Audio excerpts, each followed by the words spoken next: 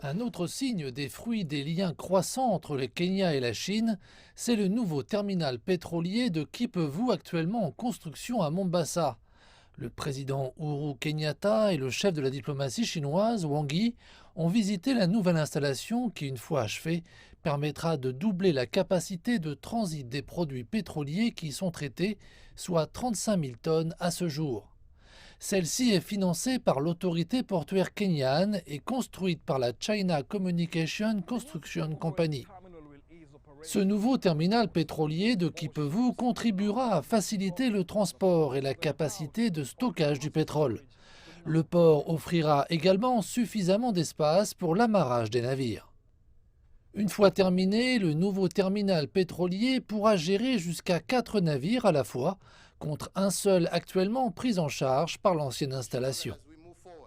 Je suis sûr qu'en avançant à ce rythme de développement que nous avons atteint, on pourra dire que nous avons éradiqué la pauvreté.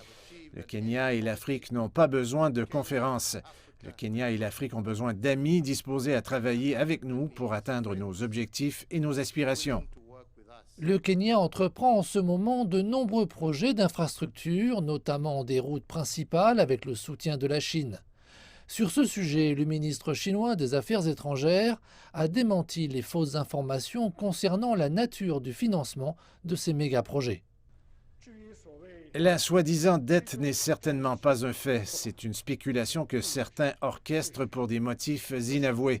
C'est le récit avancé par ceux qui ne veulent pas voir l'Afrique se développer. S'il y a un piège, c'est la pauvreté et le sous-développement.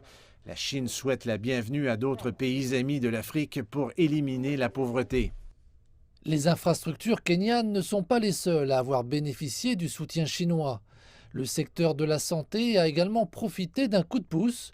Le ministre des Affaires étrangères Wang Yi a annoncé un nouveau don de 10 millions de vaccins au Kenya, un cadeau chaleureusement accueilli par le gouvernement. Davantage de coopération entre la Chine et le Kenya est aussi en préparation.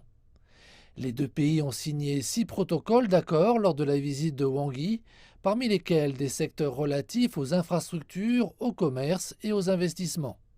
6 secrétaires de cabinet kényans ont pris part aux pourparlers. Beijing s'est par ailleurs engagé à soutenir davantage Nairobi et les pays voisins dans la sécurisation du continent et de la région de la Corne de l'Afrique en particulier. Pour soutenir la Corne de l'Afrique dans la réalisation de la sécurité et de la stabilité à long terme, de la paix et de la transparence, la Chine souhaite mettre en avant notre réflexion sur la paix et le développement dans la Corne de l'Afrique pour aider les pays de la région à relever les défis dans 3 domaines, à savoir la sécurité, le développement et la gouvernance. La Chine nommera un envoyé spécial du ministère des Affaires étrangères pour la Corne de l'Afrique dans l'objectif d'apporter le soutien nécessaire à ce processus. Les producteurs d'avocats kényans devraient bénéficier des protocoles mis en place pour l'exportation de la récolte vers la Chine. D'autres partenariats stratégiques ont été renforcés lors de la visite du chef de la diplomatie chinoise.